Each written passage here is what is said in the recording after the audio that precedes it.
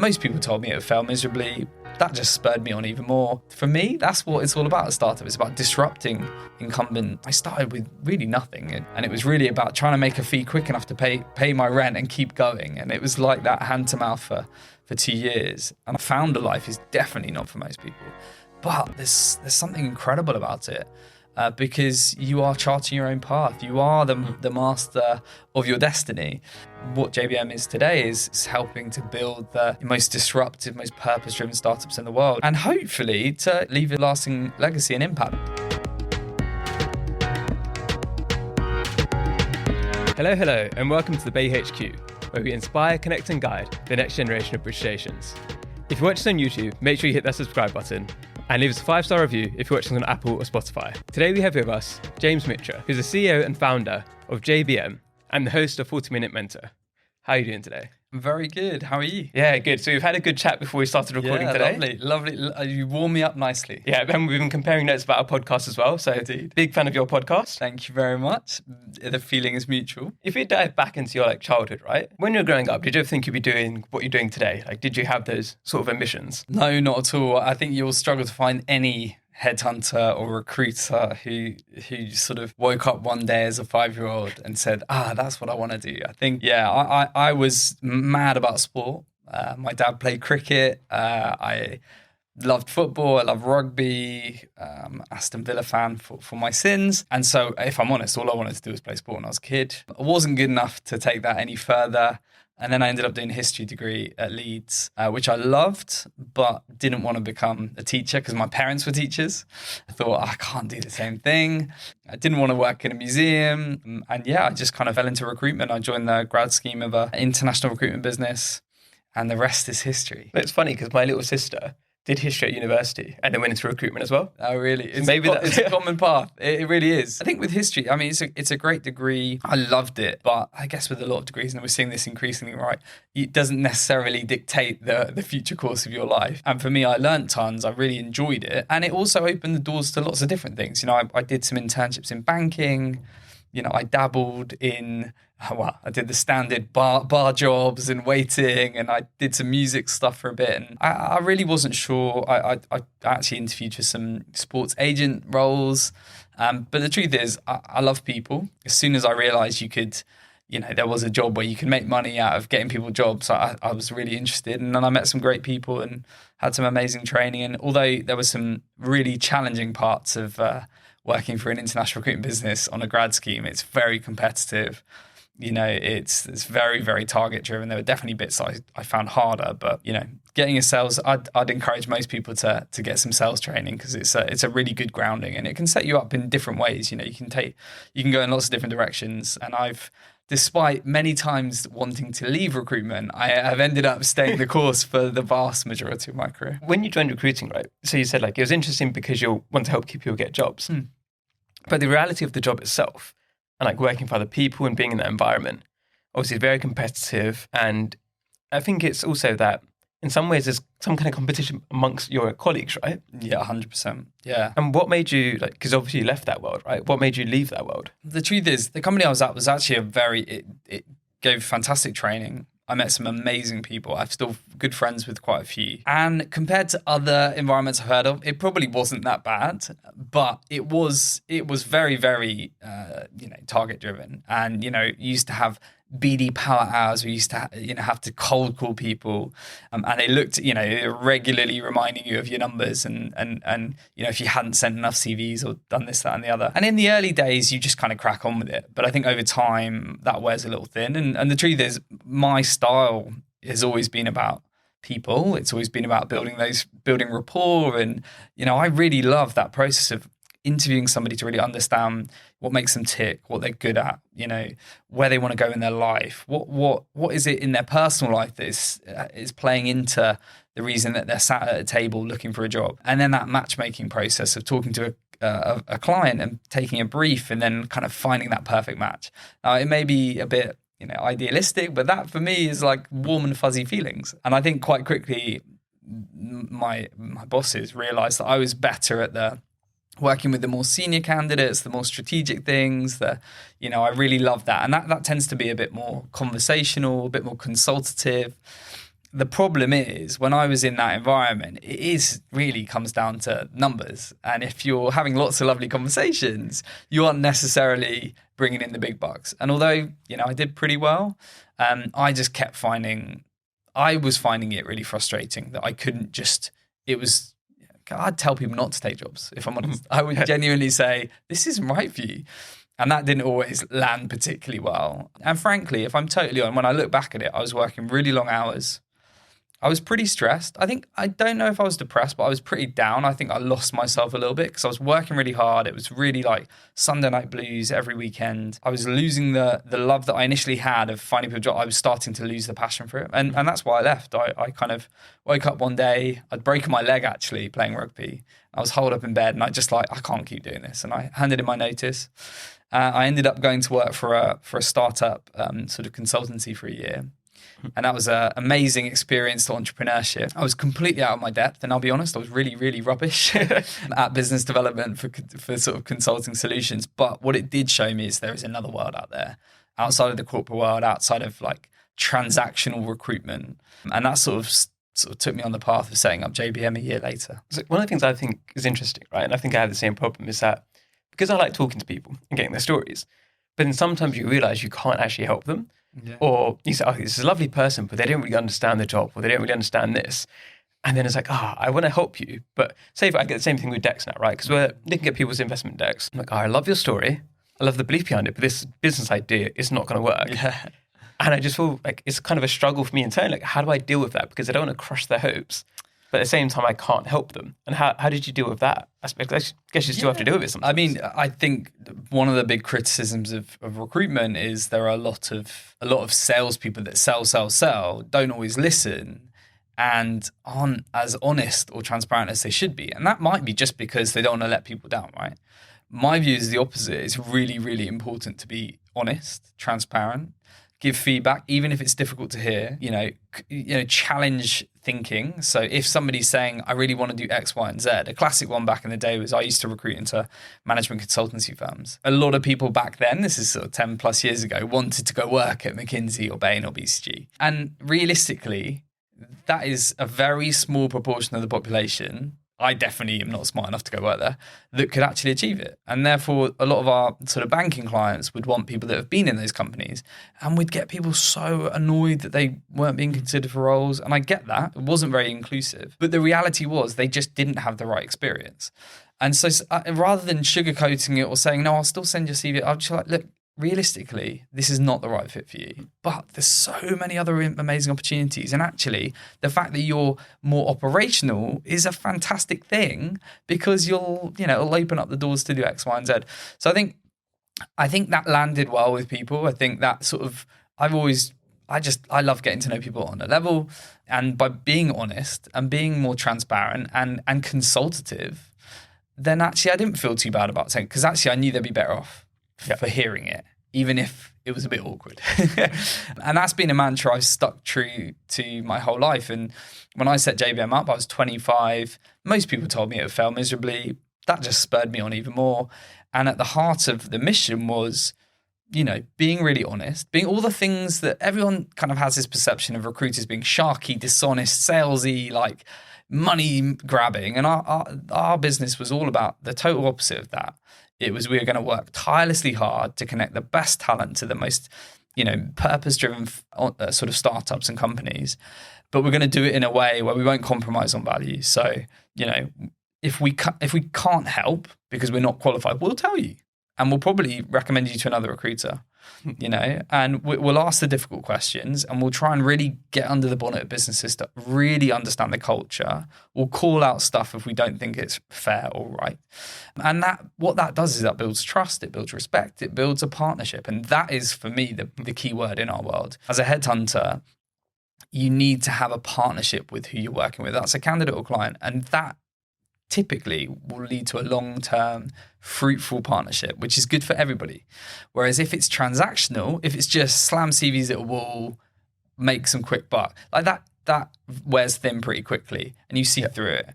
And I think that we're in this new era with our industry where, I think that style, I know it will still exist, but I think clients, candidates, the whole industry, they're ready for something different. And I think over the last 10 years, we've been trying to create something that's all about relationships. I think it's sometimes people with that very transactional nature, they rely on people being naive. And it's tough, right? Because your own morals and how you think for yourself, right? It's like, if you're okay with doing that, then you can be successful doing it that way, and you can probably get away with it until you eventually get found out. And sooner or later, somebody will find you out, right? True. If you're using people, if you're doing things that way. And I always say it as well, right? It's like, if I think somebody's using me, I'm then not going to recommend them to my friends, because then what they're going to do to my friends is the same thing. No, exactly. And they'll never realize that I haven't done the recommendation that I might have done otherwise. Word of mouth is king, right? And I think that's from day one of JBM. For 2.5 years, it was just me. How was those early days? Because when you first set up and 25 years old, and people didn't believe in you, and did you ever think, like, have I made the right decision? Have I done something a bit stupid here? Well, there were certain people that didn't believe in me, from like basically old companies or big, big. There were other recruitment companies that were trying to hire me, and they were like, when I told them my plan, they were like, yeah, you're crazy. You don't have enough experience. But actually, I also had lots of people that did, and they were the clients and candidates I worked with before. One of my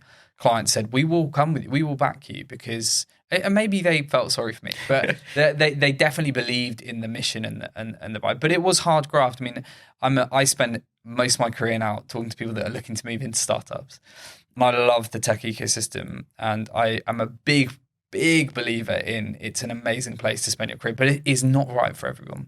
And I know this firsthand because I was a founder who started a business from the ground up and spent 2.5 years. I started with really nothing. I had $2,000, and it was really about trying to make a fee quick enough to pay my rent and keep going. And it was like that hand to mouth for 2 years. And I was so lucky. My wife, my girlfriend at the time, who I've known since I was 11, she was just amazingly supportive and like an amazing kind of sounding board, and kept me going on those difficult days. And then I had amazing mentors, and I had amazing clients and candidates that kind of kept me going. But it was a grind, and anyone that says otherwise is lying. Startup life is not for most people, and founder life is definitely not for most people. But there's something incredible about it. Because you are charting your own path. You are the master of your destiny. And I loved the fact that I had this blank sheet of paper, and I could go out there and I could build it in the way that I wanted to. And that was probably, for some people, probably a lot of people thought, well, no, this isn't how it's done. But for me, that's what it's all about, a startup. It's about disrupting incumbents and disrupting industries that are ripe for it. And so I was just like, I was sitting in coffee shops for like 12 hours, trying to milk one coffee for hours and hours, and pretending, well, I didn't really pretend it was my office, but I didn't have an office. It was my kitchen in Clapham. We didn't have a website. And I think, and this is my point about word of mouth, I always said, if we are doing our job, if we are giving an amazing service, if we are being honest and really consultative and giving great, credible advice to candidates, and then if we're connecting those candidates to companies that have an amazing service and they feel that partnership, then they will tell their friends. Clients will tell other clients. Founders will tell other founders. VCs will tell portfolio companies. And that is how JBM has grown over the last 10 years. And we've stuck really true to it. We now have a website, of course. We now have social media. We do, of course, promote the work we do. But at its core, that is still the ethos of the business.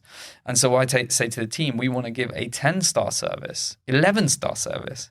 And if you keep doing that, and if you stick true to those kind of principles of going above and beyond, thinking long terms, it's not all about the revenue. It's about, is this the right thing for this person? Are we listening to what people need and what our clients need? Yeah, you'll find that organic story just kind of keeps going. And I guess it compounds over time. So, in the first few days, it was so nice to get the odd email in of a candidate or a client. And now that's a weekly thing. It's a daily thing in many ways. And we've been quite deliberate in that because it's authentic. And that for me is really the joy of entrepreneurship. It's you can do your own thing. And don't get me wrong, been many failures, many pivots along the way. But to kind of build it from the ground up and see how far we've come. I'm very proud of that. It's what you mentioned there as well. Like, becoming an entrepreneur is a terrible way to make money for most people. Yes, yeah. And that's why I always say to people, don't get into it because you think you're going to make loads of money very quickly. Because usually there's always something you didn't think of. There's always a hurdle that you didn't expect. Yeah. It always sounds easier on paper than it is in real life. And you've got to really care about what you're doing, because if you don't, then you're not going to get anywhere. And I think one of the hard things probably for you is you were working for yourself for 2.5 years before you had anybody else on. And if so much of it was driven by these ideals and making it so people-driven, then doing those first hires must have been really difficult because you've got this measuring stick that's so high. How did you find those first people for yourself? Well, the truth is, for a long time, I didn't tell anyone what I was doing because I was worried it was going to fail. And then once we kind of got over that first year hurdle, I thought, how could I ever afford to bring anyone else in? Like, we're not making enough revenue. And then basically I got to breaking point. I think there's something to be said for this. I think there's, in the early days of sort of building a business, when you're looking to get product market fit, when you're looking to kind of get it to a sustainable point, there's something to be said for getting to breaking point before you then invest in hires or certain tools or infrastructure, because you kind of taking it as far as you can, and then it's the right time to do it. Now, if I was a bit smarter, I probably would have planned it a bit better and been a bit more, maybe brought in someone earlier. But the truth is, our first hire, and I've always said it, I've said it many times on podcasts before, hiring is the thing I find the hardest, which is so ridiculous because that's what I do for all my clients. Yeah. But it's deeply personal. Right? It's easiest to give advice to other people. Of course. But you don't have the emotion involved, right? You can give objective advice. Exactly. It's my baby. And, it was difficult. And the truth is, I copped out of that first hire because it was one of my best friends. And he was, he was, Shawandi, great friend. He was a lawyer, actually. He was pivoting his own career, and he was just staying with me. And I was about to go on honeymoon, and I was like, I will probably be divorced if I go on honeymoon and continue to work as much as I'm working, And so I just sort of said to him, look, do you fancy following me around for a week in London, seeing what we do, and just if you like it, maybe you could just hold the reins for a few weeks. And then, Shawandi stayed with me for over a year. It was amazing to have like somebody that I trust implicitly at the helm, somebody amazingly smart, brilliant with clients. He's gone on to have a really successful career in recruitment. And then the second hire was one of my former colleagues, Tim, one of my other best friends.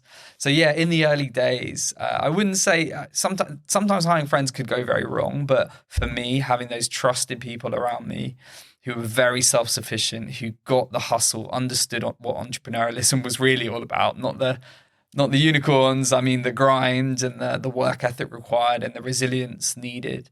So having that, I mean, it was a very special time. It was a very hard time. It was, worked longer hours than I've ever worked in my life. And there was tons of difficulties, if I'm honest. There was loads of stuff that went wrong, but having them there was What's some of the stuff that went wrong? Oh, so many things. Like in the early days, I mean, it's a bit of a blur now. It's so long ago, but we had many candidates reject offers. We had clients that went under. We had startup clients that went under. We were owed 80 grand at one point. We almost didn't make payroll as we'd started to grow the team. We've made every mistake in the book, if I'm honest. And I burnt out numerous times in the first few years. We've hired the wrong people. Hired some fantastic recruiters, but completely wrong for a 3-4 person business. And I guess at the time it feels terminal. It feels like, we've had to let people go. This one point we pivoted the business about 5 years ago, and we would just realize that we were recruiting into a lot of corporates and consultancies, and that's what we'd always done. But where we got our energy from and where we were having the most impact was with startups. And frankly, as a founder, I loved working with founders. I saw it as the future.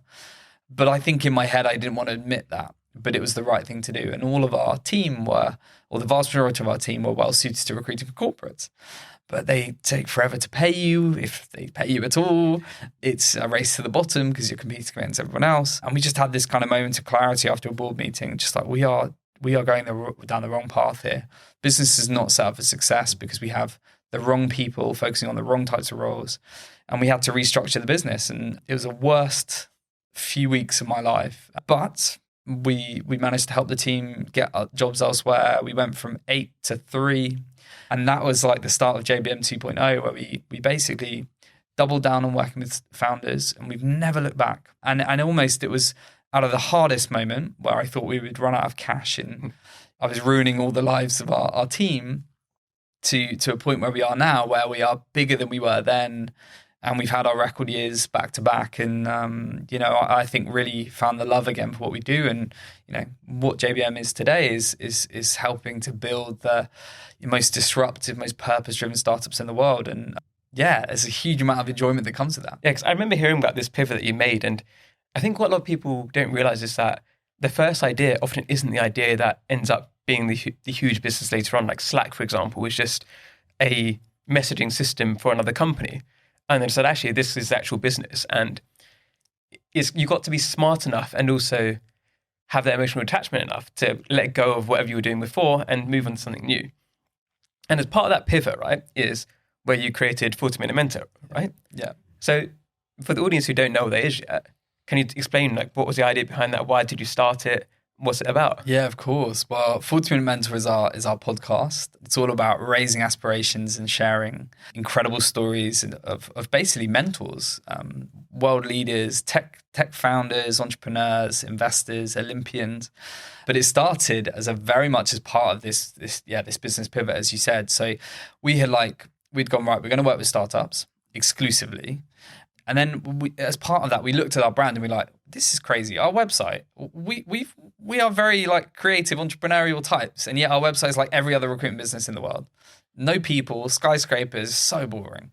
And our friend helped us kind of cut through that. It was quite a savage session where she just said, this is ridiculous. You're a people business and everyone loves you for the way you are with people and there's no people on your website. So as part of this big rebranding exercise, we thought, well, how can we show our authentic voice? How can we also pay it forward and, share some of the things that we talk about daily as in our role as headhunters and career advisors? And at the time, there weren't many podcasts. There certainly weren't many exec search firms with podcasts. And so we decided it would be an amazing vehicle to, one, showcase our network of incredible entrepreneurs. Two, open up the conversations we are privileged enough to have every day to a bigger audience. Well, in the early days, not a big audience still, but hopefully a bigger audience. And with the view to, promoting the power of mentorship, which we've all benefited from and talked a lot about to candidates about how important it is to have them. And hopefully to kind of, leave a sort of lasting legacy and impact. But it started off as a side hustle. It was very budget, very much like mates. Our board advisors came on, our clients came on. We, managed to hustle to get some other people on. But it has been undeniably one of the most important moves of our career because of my career and I think for JBM because it got across that authentic voice.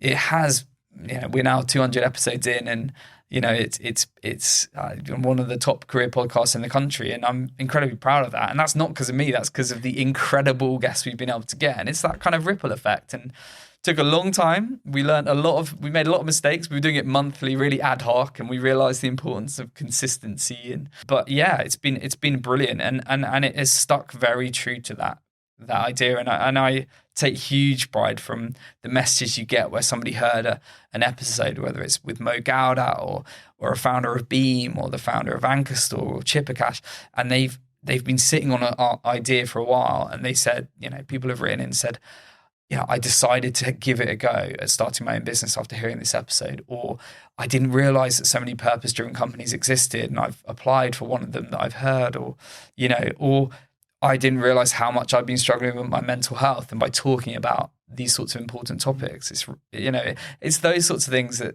are really rewarding. And I guess we can have an impact in the world. And I've always said this to my team that, we can change people's lives by getting them incredible jobs. We can build startups that are helping tackle climate change. We can have a real impact in the world.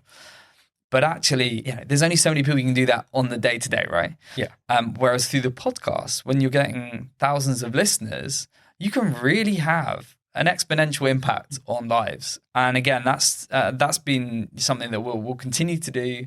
The challenge is almost like, how do you keep the bars high and keep inspiring people? But it's something that, frankly, I learn more from that than anything else, because I just have the privilege of talking to incredible leaders, every week. And that's like my mini MBA, to be honest with you. It's the same thing with me now. I don't read books anymore. I don't do anything like that. I just listen to, I've learned from today's episode. I listen to every episode I do, I'm talking to different people from different backgrounds, and you're always learning.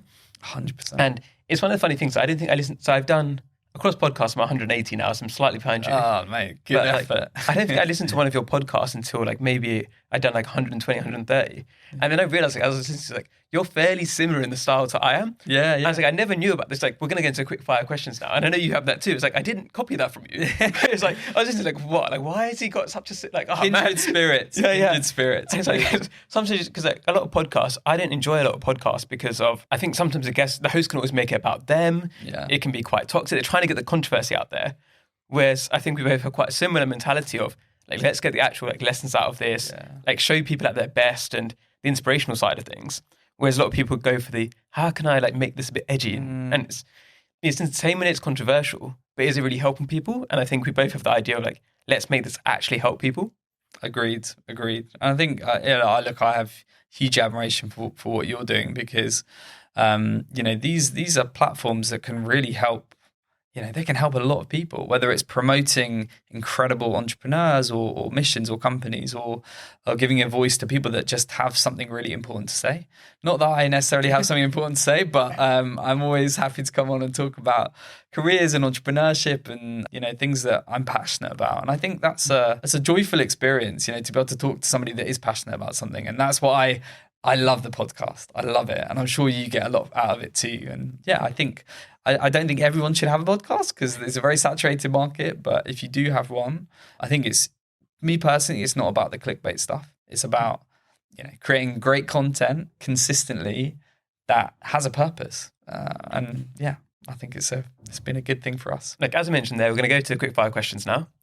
First one is, who are 3 British stations you'd love to shout out they think are doing incredible work and people listening should be paying attention to? There are so many. I'll try and keep it brief. So Simi Dillon at Simmer, amazing guy. He came on the podcast recently. Love what he's doing. Yeah, healthy meals to your door. 3 minutes, bish bosh bash. Great entrepreneur, bootstrap founder, big fan. Dhruv, who came on from Shield, really love what he's doing. My eyes are so much better as a result of using his products. And Sanjay Lobo, actually, who I haven't had the chance of meeting yet, but we're going to get him on the podcast. He's just come on Dragon's Den. And I love mission-driven companies. And he's created an app called On Hand, which gives the chance to help locally with social good or eco good. It just seems like a really cool business that's doing some good in the world. And I'm looking forward to delving more into that. But those are 3.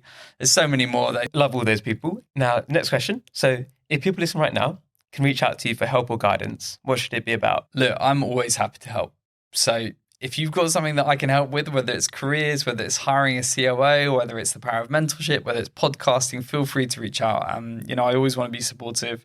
I think probably where I can most add value is anyone that's looking to start a business, particularly in the talent space. I've done a lot of mentoring for people like myself 10 years ago, and that's probably where I can add the most value. But the genuine, even if it's just listening, I think, being a mentor to somebody is something that I spend a lot of my life talking about. And even if it's just a sparring partner, a sounding board, look, I'm happy to help. But obviously, given what my job is, if you need to hire any amazing talent, then do give me a shout. So on the flip side then, is there anything that you need help with right now or JBM needs help with?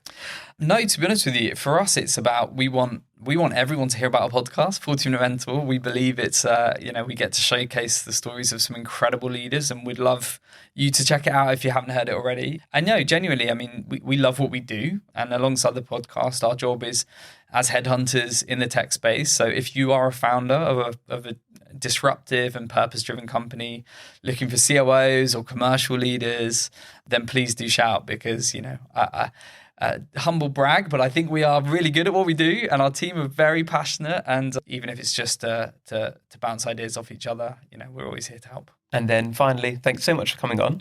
Have you got any final words for the audience? If you haven't got a mentor, then I would encourage you all to go get one. It's changed my life, having incredible mentors, and they come in all different forms, whether it's through podcasts like this or ours, or whether it's a sort of more formalized mentorship relationship.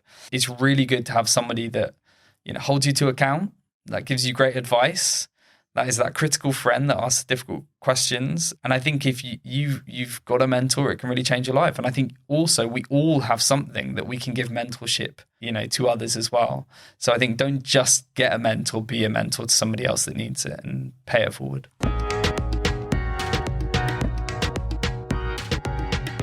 Hello everyone. Thank you so much for listening. It means a huge amount to us. And we don't think you realize how important you are. Because if you subscribe to our YouTube channel, if you leave us a 5-star review, it makes a world of difference. And if you believe in what we're trying to do here, to inspire, connect and guide the next generation of British Asians, if you do those things, you can help us achieve that mission, and you can help us make a bigger impact. And by doing that, it means we can get bigger guests, we can host more events, we can do more for the community. So you can play a huge part. So thank you so much for supporting us.